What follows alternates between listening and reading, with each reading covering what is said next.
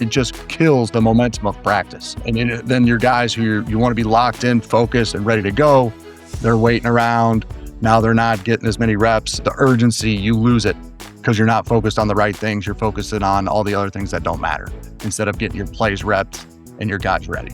You can script every look, every situation, and every rep you want during the week. But when the ball is ready for play, does your practice actually feel anything like Friday night? Game-like practice is about more than moving fast.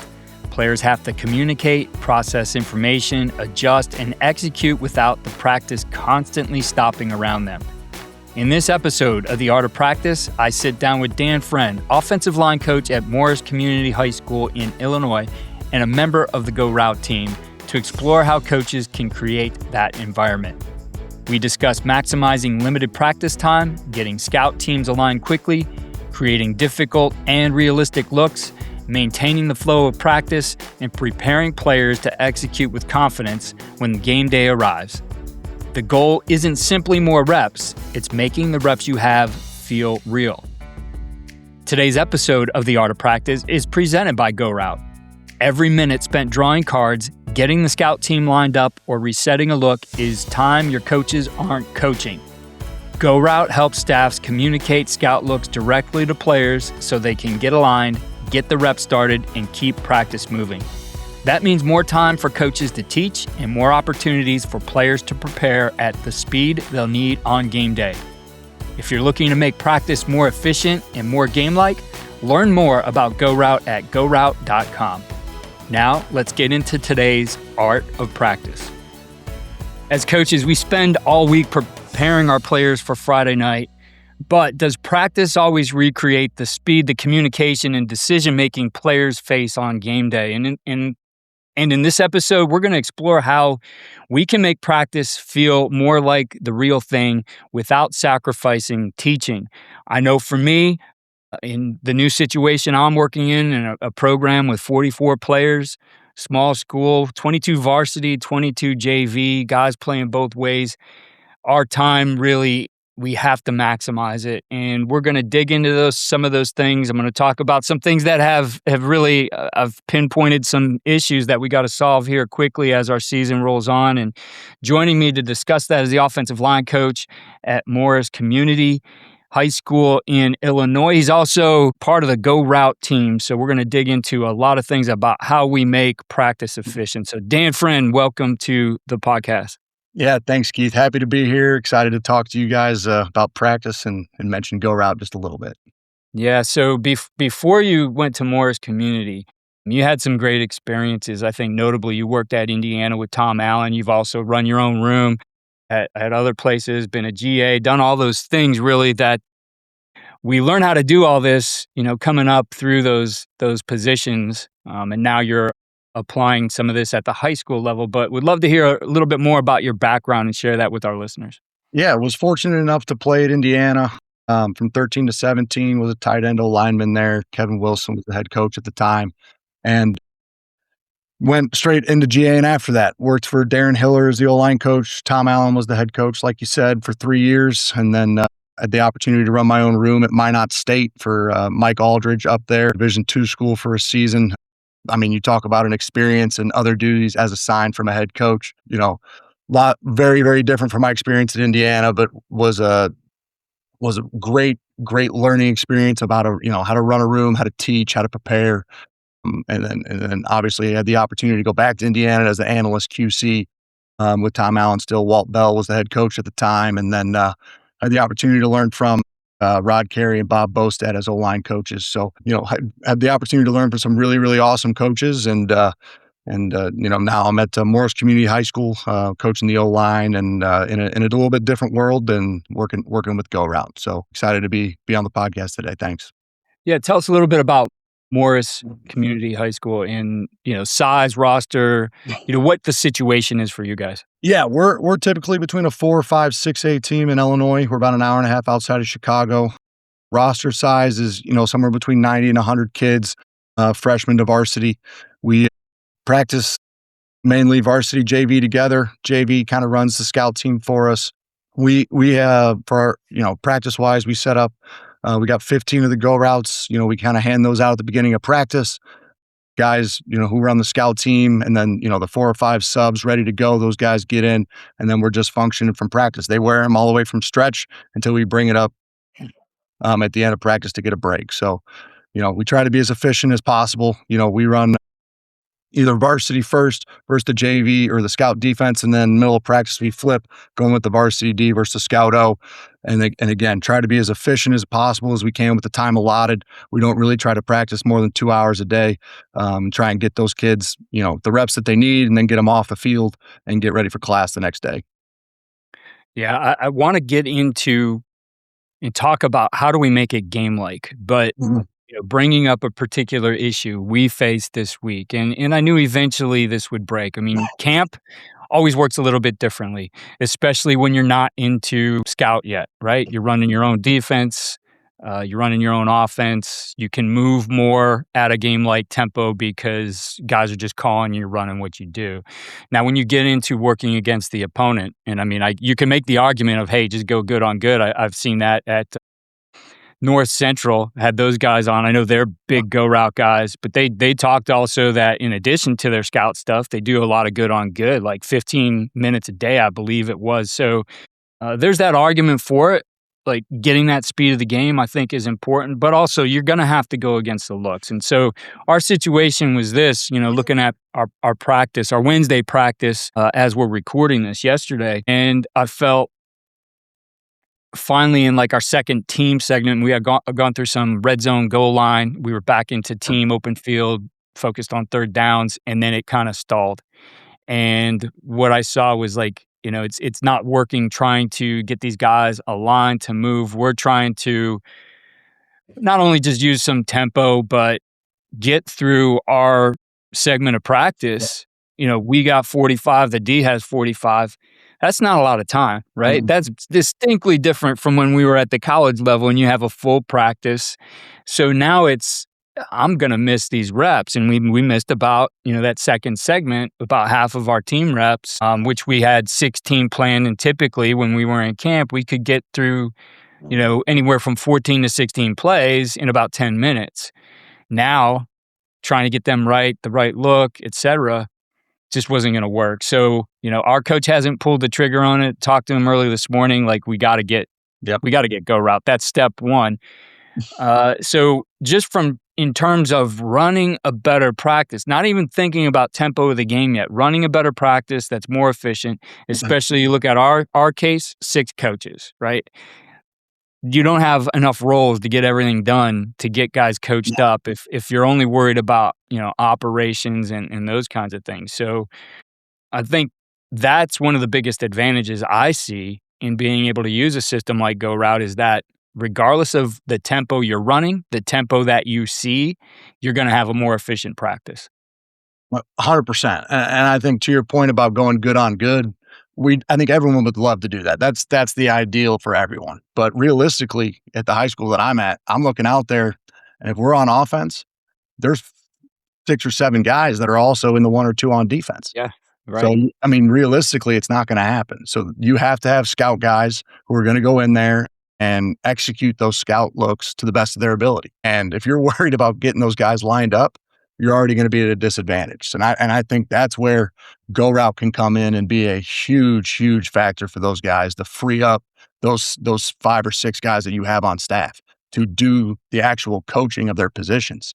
They're not over there worried about, a linebacker being in at 20 or, the corner getting lined up, to the field. Like they're just the basic at bare minimum, at least they're getting lined up. And then you can go through, and if you have somebody over there who's able to run the scout defense, you go to the boundary safety and you're running an RPO. Hey man, I need your toes at 10 and I need you to fit the run so we can throw this glance behind your head. Like I need the quarterback to get that rep. Because if that guy messes up, now you're wasting time for 22 people on the field. And at the high school level, you don't have time to do that. You got to maximize every single rep, because if the ones don't get it, the twos certainly aren't going to be able to get that rep. So you got to be able to maximize the time you got. So at least if the twos aren't getting it, they're able to watch it or see it on film, because you got to make the most of the time you got.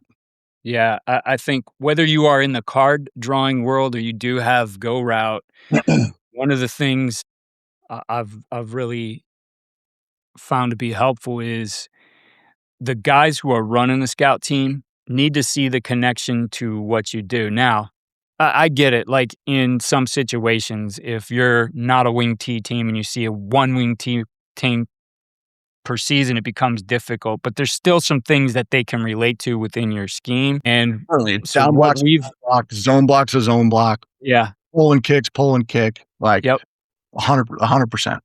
So I think they need to see that translation. And what I see, if it's purely here's the lines on the card, you got to remember, like as coaches, we can see it, recognize it, and be like, yeah, that's power left. The kids always don't make that connection, right? Mhm. They're not necessarily the diagram's a picture. It always doesn't connect to this is what you're supposed to do. So I think when you can put a note in there, hey, it's power left, that they make that connection as well. And I mean, that's one of the big things I think on GoRout is that, you can put notes. You could even, if you wanted to, put it specifically to players so that, they're just looking at the information that they need to. I know as I sat back there with our JV quarterback and looked at the other team's concepts, and again, like, how do you read this? This isn't ours. Like, well, let's treat it like this. Start your progression here, go here. I got to say, like, he's pretty proficient about throwing the ball the right places in scout teams. So I see it too as like, when I can make those connections for our guys, I'm not just running the scout card. I'm working on development as well. And I 100%. think it's such, again, you're looking at time efficiency. How do we develop a player for 4 years? If for 2 years of it, he was just reading cards and doing what the line says, I think we lose out on so many reps. 100%. And I think to your point about making notes on it, we're playing Lamont tomorrow. And they run a ton of under center stuff. And in Morris, we don't, so just getting the scout quarterbacks used to be an under center a little more and all that. But even the old line, like we were talking about, hey, guys, this is, like you were saying, this is our power right. This is our outside zone left. Trying to find that common ground between the concepts and the technique and fundamentals that we've been working on all summer. So these sophomores that you're going to be counting on in a year, or an injury comes down, in week 6, this kid's got to step up. You're not completely blowing them off and just being like, hey, follow the lines. Like, this is what we do, even though it's not something that we have, quote unquote, in our system. So being able to make that connection, just like you said, between the concept of the go routes, the drawings, and continue to develop these young kids is critical, and you got to make sure, you take the time for them to get those opportunities. Yeah, GoRoute very much is a communication tool. I see it that way. And I'm not talking about GoRoute Gridiron, which actually does communicate plays during the game. So if you're in Texas, maybe a handful of other states, I'm not sure, who are allowed to do that. And the NAI now. NAIA, yeah, that's a huge advantage. Like, just my throw God. out all the signalers and boards and all that. Well, I look forward to that day. I always call it football arts and crafts as we're putting our boards together. the talk about wasting time drawing cards and then the signal meeting. Holy smokes, we would spend hours getting these signal meetings ready to go. And the great thing about Gridiron now is it's completely gone. These kids don't have to translate what this is into a play. They literally just read spread right, inside zone left, and they go and get lined up and execute it. And I can't remember who it was, but one of the coaches down in Texas found that their MAs from last season, their missed assignments drastically decreased because the kids weren't missing signals. They were just reading it and going. They didn't have to add another level of translation to go run the play. Yeah, I hope the NFHS gets on board with this because to me, it's about creating a better game. Like, not having MAs creates a better game, right? Just makes it Like, clean. yeah, exactly. So hoping that comes along. I mean, there's a difference too. I think I've talked to the college guys who now do get the in-helmet communication. It doesn't necessarily always help them. I think there's a difference between seeing it, everybody getting that signal, and being able to play. And I think it, whether you're an up-tempo brand or not, I mean, I do think it can create a better brand of football to watch as well.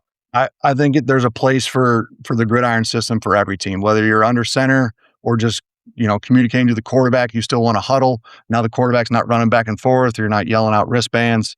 He looks down, communicates the call, gets ready to go. So I think there's a world where it exists for all teams if that's something they want to take advantage of. But just like our scout system, it's a tool. It's a tool for coaches to use for their team.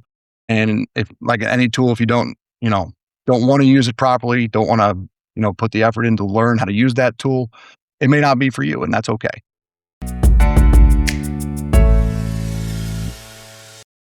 Coaches, if you're looking to maximize reps and create a game-like tempo in practice, look no further than GoRout. With instant play call delivery, real-time adjustments, and seamless integration with your existing playbooks, GoRout allows your team to get the most out of every rep.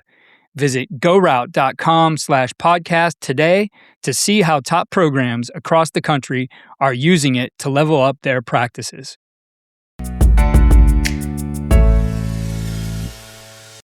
Let me ask you about this as far as the planning side of it. And again, I think this is, regardless of whether you have a system like GoRout or not, I've always found like, hey, we're really good at scripting our practice. It becomes a little bit more difficult unless we, card-wise, unless we go back to, you and I talked before we got going, living in that college world where we had the card drawing parties every single day, Yes.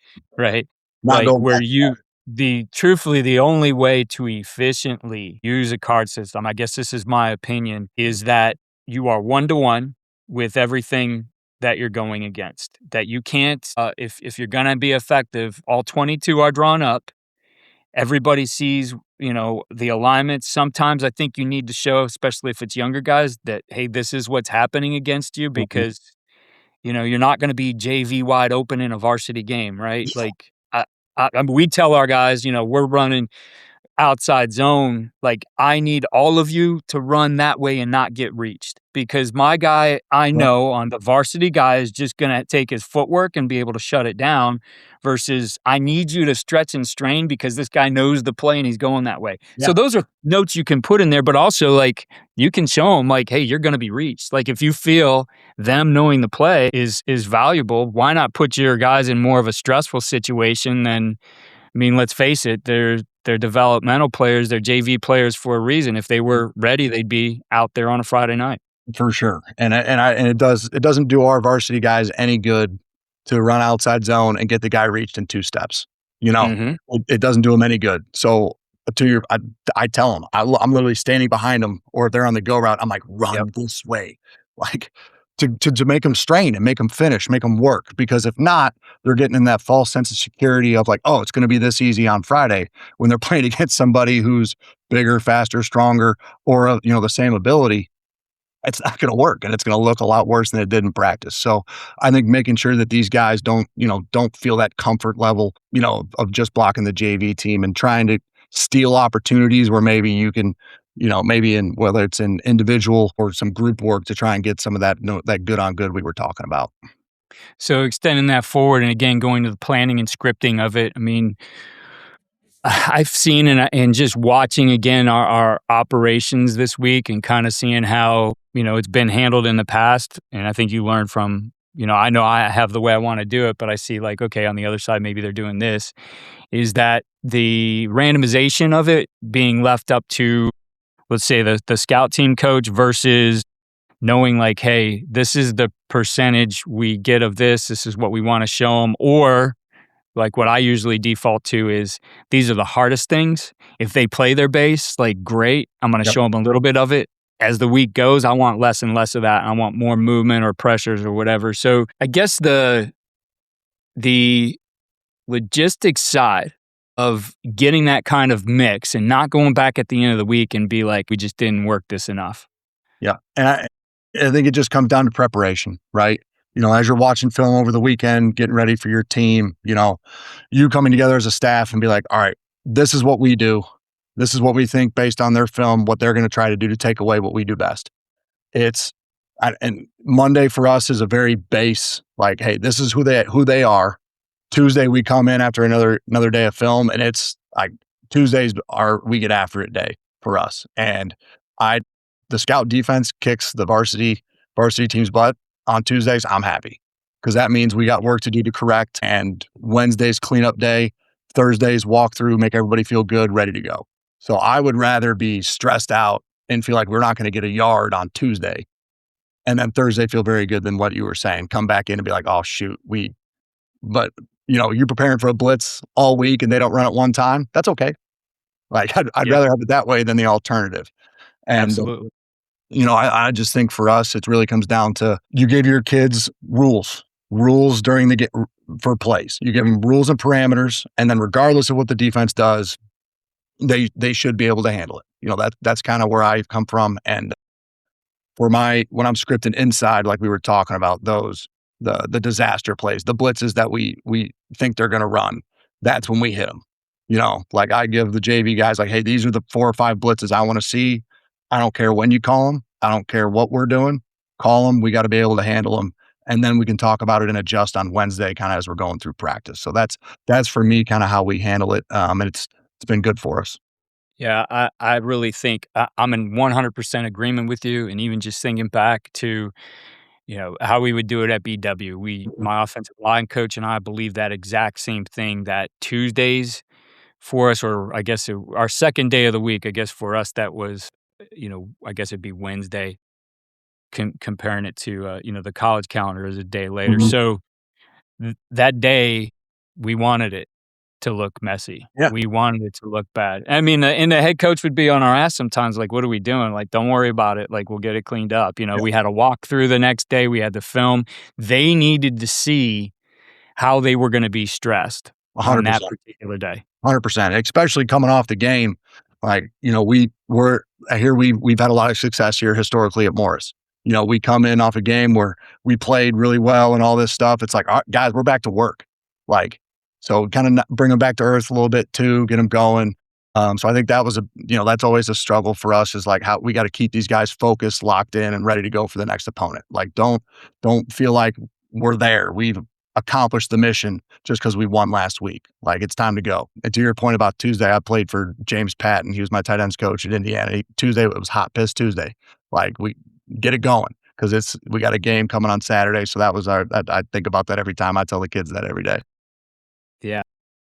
Great stuff. Now looking at, you know, that side of it and making sure that it's difficult, I think the other side of it that I've seen, and again, whether you're a bigger program, a college program, or a small high school program like we're at, like that sense of urgency has to be there, right? And I think with some of it, you you train it the other way, that it's almost impossible to have a sense of urgency if for, whatever 15, 20 plays of team, you got to run in and look at a card and run back out.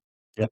You certainly can be on them, but again, like now that's something else that needs to get managed, and now that's where you're putting your coaching focus and energy. Like you want it to be the standard. I'm just saying, like young guys, those JV guys, if you want them to do that, you're constantly coaching them up to hustle to the card, get back out, Yep. and Complete, it, it, completely it gets it steals gets tough.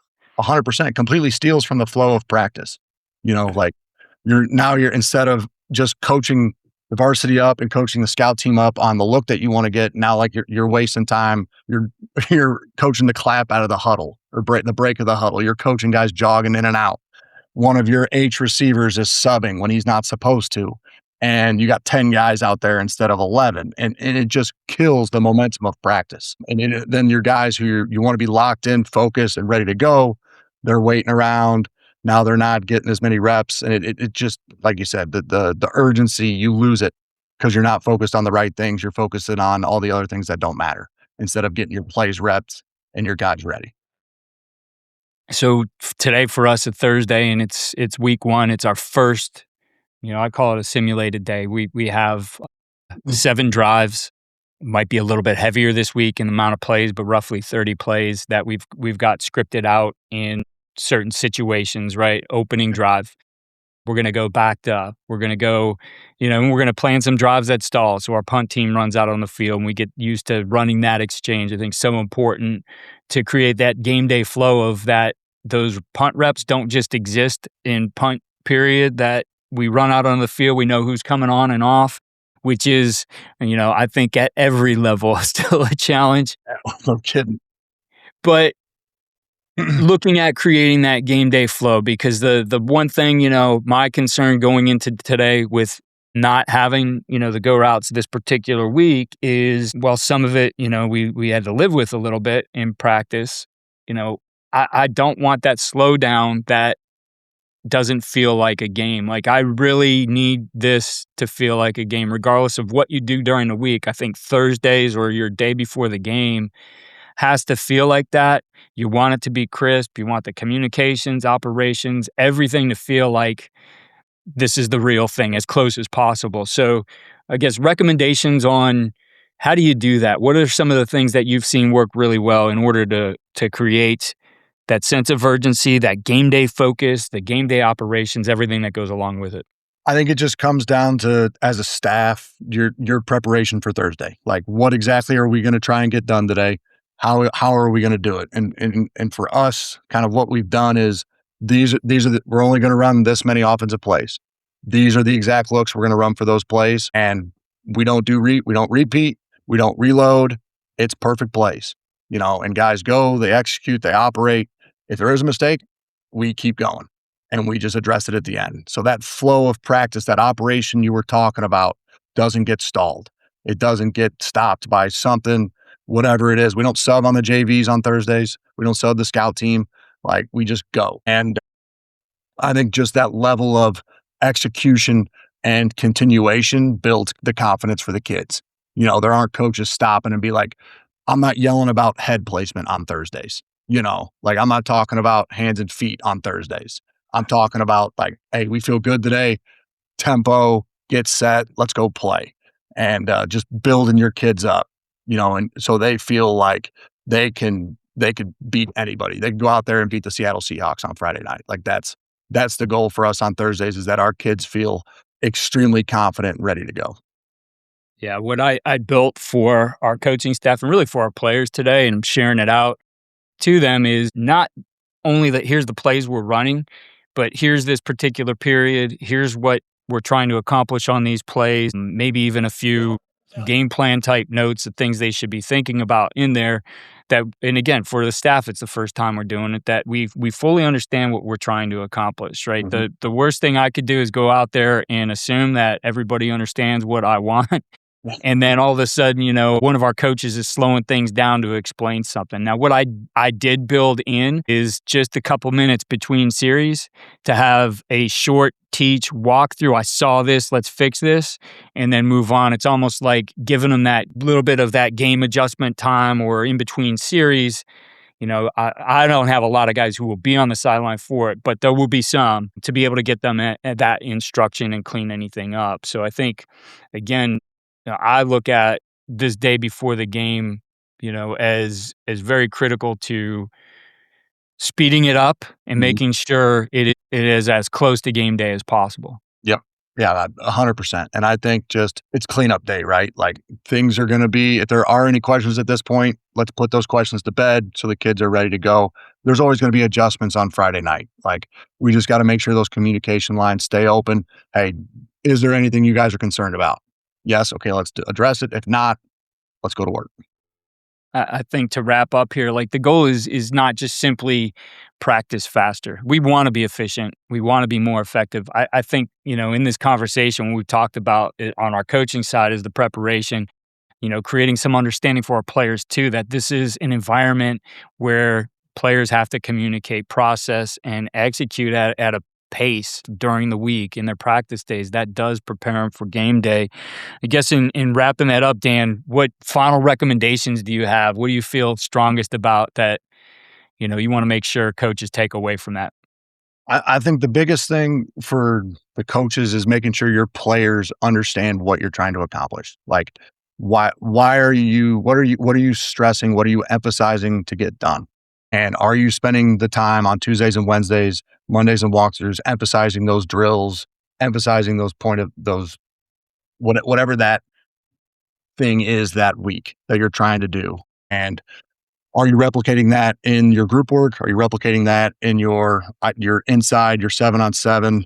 And then are you doing it in team? And are you doing everything you can from a scout perspective to put your scout guys in the best position to make sure your varsity are getting those looks? And I think GoRout's a great tool to be able to help coaches at any level be able to get that done efficiently, effectively, and in a timely manner. A game day like practice isn't just a fast practice. It's one where players are communicating, processing, and executing while coaches are able to spend their time actually coaching. As Coach Friend points out, that starts with putting your scout team in position to deliver the looks your varsity team needs and removing the things that steal from the flow of practice. That's where GoRout can help. GoRout gives coaches a more efficient way to communicate, scout looks, keep practice moving, and maximize the limited time they have with their players. Spend less practice time managing the next rep and more time coaching it. Learn more at gorout.com/podcast. Follow all we're doing, get articles on all of these topics and all of the topics that we talk about on the podcast at coachandcoordinator.com, and follow us on X at Coach K. Grabowski.